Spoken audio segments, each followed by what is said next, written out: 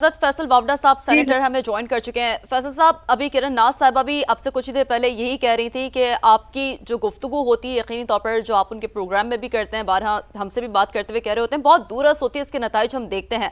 पीर काफी अहम आपने करार दिया है फैसल साहब, तो आगे मजीद क्या फैसले हम देख रहे हैं फिर?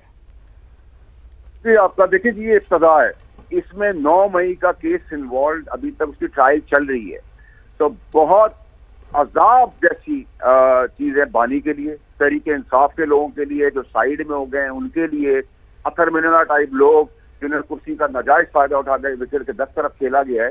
देखिए ये इब्तदा है, इसके अंदर जिस आदमी ने, ताकतवर आदमी ने, ये 75 साल में नहीं हुआ, ये हमारे CDF field marshal Asif Munir साहब को इसीलिए कौम दीवानी की तरह प्यार करती है कि वो जीती भी फौज तो है, शहीदों की फौज भी है, लेकिन अकाउंटेबिलिटी का जो पैरामीटर है, जो फाउंडेशन है, वो उन्होंने अपने इदारे से डाली है।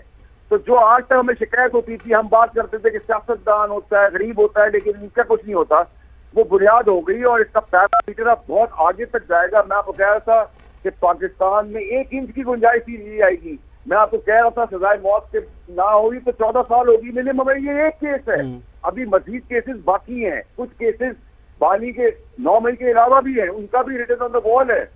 अब ये बर्बरियत, गुंडागर्दी, बदमाशी, देखिए आपको याद होगा 9 मई से 1 साल पहले भी निकाल दिया था, मैं रोक रहा था उनको, मैं कह रहा था इस जगह ना जाए, बिल्कुल, तो मैं निकाला गया। आज जो बाप बने हुए थे, वो जो मुल्क से बड़ा समझते थे, चाहे वो सियासतदान हो, लीडर हो, फौजी हो, जज हो, जर्नैल हो, मैं हूँ, आप हूँ, कोई ऊपर नहीं है, पाकिस्तान पहले है। और ये बुनियाद CDF फील्ड मार्शल साहब ने डाली है, ये इब्तदा है। इस इब्तदा का, आपको इब्तदा कह रहा हूँ, it's not the end, it's the beginning. ये स्टार्ट है, ये छोटा सा स्टार्ट है। आने वाले दिनों में जो आप देखेंगे कि पाकिस्तान से हर किस्म का गंद साफ कर दिया जाएगा, बैन अवी तौर पे इसको सराहाया जा रहा है, क्योंकि ये कभी आपने प्रेसिडेंट नहीं देखा था कि एक इदारे के अंदर जिस किस्म की उसके एक्स जनरल और आज का फैज हमीद ने जो बर्बरियत की, मीडिया के साथ, जुडिशरी के साथ, रियासत के साथ, फौज के साथ, सियासत के साथ, पाकिस्तान के साथ, मेरे साथ, आपके साथ, ये अल्लाह की शान है। तो जो बातें कही वो परवरदिगार करम सब चीज सच होती नजर आती हैं और सब होती नजर आती चली जाएंगी।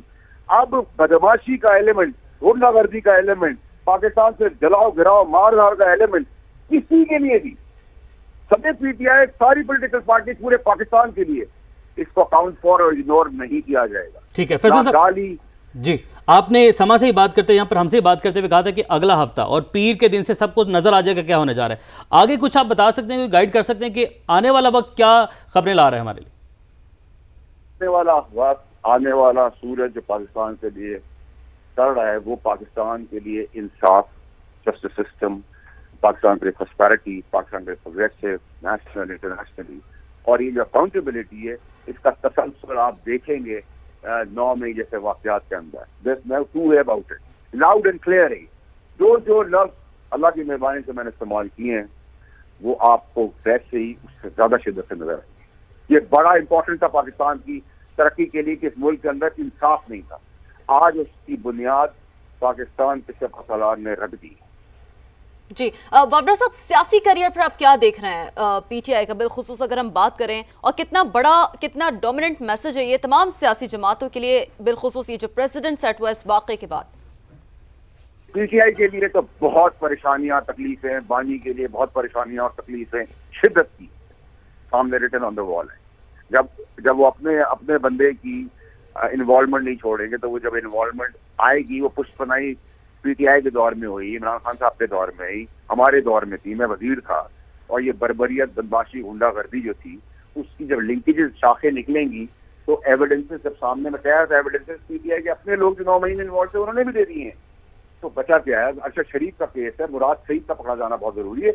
इंसाफ के सारे तकाजे अब पूरे होंगे। अब ये बदमाशी, गुंडागर्दी ना कोई और पोलिटिकल पार्टी, ना PTI खास तौर पे कर सकेगी, ना करनी चाहिए। ये इग्नोर करते गए इसको, पाकिस्तान को 75 साल से इसको इशू का एड्रेस नहीं किया गया। तो पाकिस्तान तहरीक इंसाफ के लिए तो सिवाय सोशल मीडिया के अब कुछ नहीं रहा। और सोशल मीडिया पे वो लोग हैं, वो कीड़े जिनको कोई जानता ही नहीं है, तो उसका अब्दुल गफूर और मेरे ऐसे लोग जिनका रिंगी रेट अगर कोई रिकग्निशन है तो वो जवाब दे होंगे। आप गाली देंगे रियासत को, आप गाली देंगे सिपह सलार को, शहीदों को, पाकिस्तान को, پاکستان جلاؤ گراؤ کی بات کریں گے, ایجیٹیشن کی بات کریں گے. میں نے آپ کو کہا تھا 1 انچ کی گنجائش نہیں ہوگی. وہ سب چیزیں آپ کو آنے والے دنوں میں اور وقتوں میں نظر آنا شروع ہو جائے گی. جی اچھا وافدہ صاحب, تھوڑا سا ہم چاہیں گے کہ اس حوالے سے بھی آپ بات کر سکیں کہ آگے واٹس نیکسٹ. کیا یہ معاملہ صرف سزا تک محدود رہے گا وافدہ صاحب, چونکہ آپ خود سینیٹر ہیں, آپ کیا سمجھتے ہیں کہ آگے کچھ معاملہ ریفارمز کی جانب بڑھتا ہوا دیکھ رہے ہیں؟ اب سے کچھ دیر پہلے ہم بات کر رہے تھے, ندیم ملک صاحب کی جانب سے بھی سوال کیا گیا تھا, شہزاد صاحب نے بھی کامنٹ کیا تھا. آپ کیا سمجھتے ہیں ایز اے سینیٹر, یہ معاملہ ریفارمز کی جانب جا سکتا ہے؟ دیکھیے ریفارمز کے بغیر پاکستان آگے چلے گا نہیں.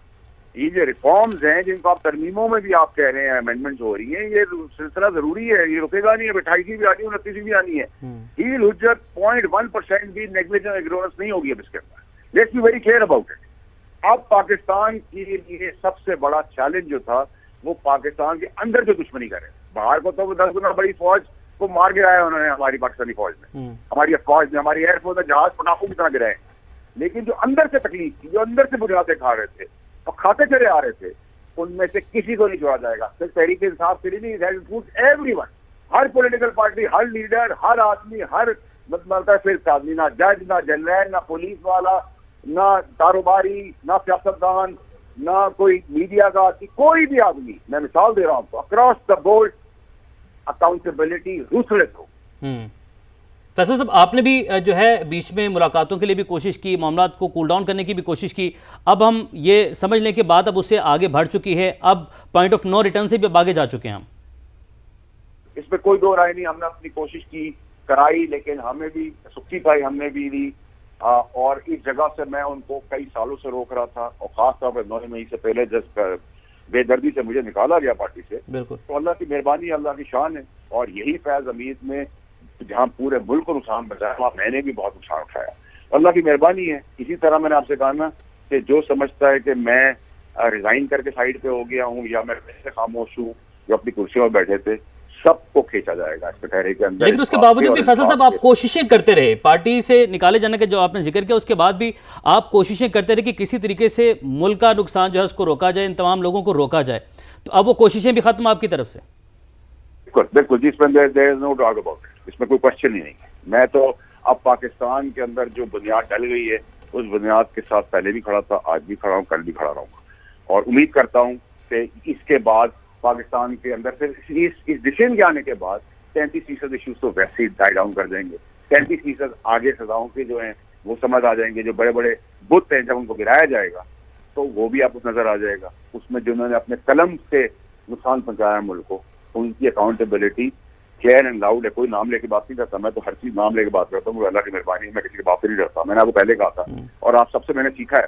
تو میری بڑی لاؤڈ اینڈ کلیئر چیزیں ہیں اور اللہ عزت بھی رکھ رہا ہے. بالکل. سینئر سیاستدان اور سینیٹر فیصل وافدہ صاحب ہمارے ساتھ موجود تھے. بہت شکریہ آپ کے وقت کے لیے. اور اس سے پہلے بھی سما سے بات کرتے انہوں نے یہ کہا تھا کہ آنے والا جو ہفتہ ہے, اور اب بھی یہ بتایا انہوں نے کہ آگے آنے والا جو وقت ہے وہ مزید سختیاں ایک سیاسی جماعت کے لیے بھی لے کر آئے گا. سمیر آپ کی